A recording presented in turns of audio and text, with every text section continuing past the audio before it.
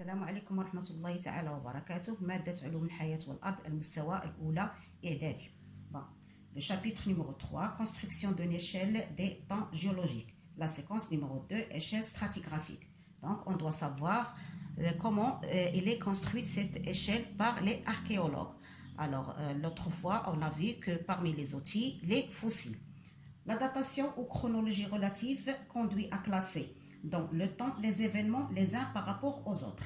Elle est fondue sur un certain nombre de principes, mais mis systématiquement en place lors d'observations géologiques des archéologues. Je répète en arabe. إذن سنتمكن من معرفة كيف تمكن علماء الحفريات من إنشاء السلم الستراتيغرافي من بينها المستحدثات، والآن سنتعرف على بعض الأشياء الأخرى. التأريخ أو التسلسل الزمني النسبي يسمح بترتيب الأحداث خلال الزمن مع بعضها البعض، إلا أن هذا الترصب يعتمد على مجموعة من المبادئ وضعت بطريقة ممنهجة انطلاقا من الملاحظات الجيولوجية التي يقوم بها علماء الحفريات. Voilà ces trois principes essentiels. Alors, les sédiments se déposent sous forme de couches horizontales superposées dans un ordre chronologique. L'âge relatif des roches sédimentaires peut être déterminé selon les principes suivants. Alors, ces principes, ils sont trois. Principe de superposition, مبدأ التراكب. Principe de continuité, مبدأ الاستمرارية. Principe paléontologique, مبدأ التماثل الاستحاثي. Bon, j'ai écrit ici en arabe et en français au crayon, mais je vais taper tout ça, je vais vous l'envoyer par WhatsApp, écrit. Bien, le premier principe de superposition, qu'est-ce qu'il dit? Alors, indiquez la couche la plus ancienne. Justifiez votre réponse. Bien sûr, ici, quand on regarde la colonne stratigraphique, on va voir que la couche la plus ancienne, c'est la couche A. Deuxième question, la couche la plus récente. Bien sûr, la couche la plus récente, c'est la couche D. 3. Déterminer l'âge de la couche C. Tout simplement, on ne va pas lui donner un âge exact. C'est un âge relatif, c'est-à-dire nisbi. Donc, qu'est-ce qu'on va dire? La couche C, elle est plus ancienne que la couche D et elle est plus nouvelle que la couche, plus récente que la couche B. La quatrième question, définir la superposition. Définir ce principe. Alors, ce principe, elle parle de la superposition. Je répète. الطبقة A هي الحديثة لأنها هي القديمة لأنها هي التي ترسبت الأولى. الطبقة D هي القديمة لأنها آخر طبقة ترسبت. الطبقة C تاريخها النسبي سنقول على أنها أقدم من الطبقة D. ماذا يقول مبدأ التراكب؟ يقول أن الطبقة التي تكون أقدم من التي توجد فوقها وأحدث من التي توجد أسفلها. La couche est plus ancienne que celle qui se trouve dessus est plus récente que celle qui se trouve dessous. Voilà le principe de la superposition. On va passer pour le principe de continuité. Le principe de continuité, c'est-à-dire مبدأ الاستمرارية. Qu'est-ce qu'il dit? Le document représente deux colonnes stratigraphiques faites dans deux régions qui sont éloignées. Ici, ils sont éloignés de 4 km. La première question, avec un trait en pointillé, lier les toits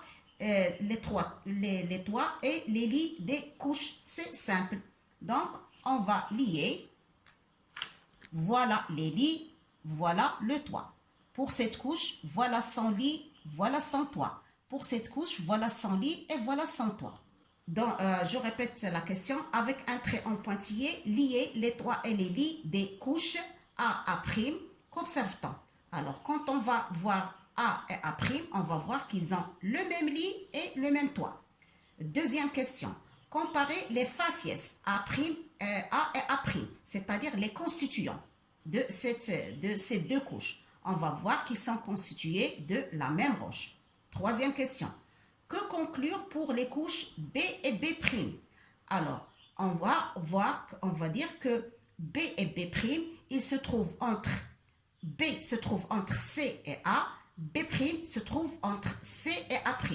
Et puisque A, c'est la continuité de A', C, c'est la continuité de C', automatiquement, B, elle va être la continuité de B', et surtout, c'est la colonne. Le 1 et les constituants de la colonne 1 est la même que la colonne 2. Et bien, maintenant, on va parler de principe de continuité. C'est ça le principe de de continuité. Je répète. مبدأ الاستمرارية. الطبقتان A و A' لهما نفس السرير ونفس السقف. ثانيا الطبقتان A و A' لهما نفس السحنة، يعني أن لهما نفس المكونات. ثالثا توجد طبقتان B و B' بين A و A' و C و C'، ولا يجب أن ننسى على أن B و B' لها نفس السحنة. رابعا إن الطبقات A B C و A' B' C' لهما نفس العمر. لماذا نقول هذا؟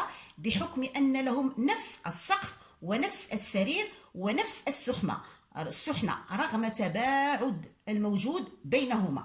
Les couches A, B, C et A', B', C' ont le même âge car ils ont le même toit, le même lit et les mêmes faciès. Maintenant, le principe numéro 3, c'est le principe paléontologique. Le document présente deux colonnes stratigraphiques faites dans deux régions éloignées l'une de l'autre de plusieurs kilomètres. La première question, est-ce qu'on peut appliquer le principe de continuité dans ce cas? On ne le peut pas appliquer. Pourquoi? Parce que quand on fait la comparaison entre la colonne stratigraphique numéro 1 et la colonne stratigraphique numéro 2, on voit bien qu'ils ne contiennent pas le même nombre de couches. Alors, هنا لا يمكننا تطبيق مبدأ الاستمرارية لأن عدد طبقات العمود الستراتيغرافي الأول لا يطابق عدد طبقات العمود الستراتيغرافي الثاني. La deuxième question. Quelles sont les couches qui ont le même âge relatif? Alors, si je compare la colonne 1 avec la colonne 2, on voit bien que E, elle a le même faciès que 3. On voit bien que D, elle contient les mêmes fossiles que 2. Donc, الطبقات التي لها نفس العمر النسبي E و 3 لأنها لها نفس السحنة، ثم D و 2 لأنها تحتوي على نفس المستحثات. La troisième question. Comment déterminer l'âge relatif par des couches éloignées l'une de l'autre?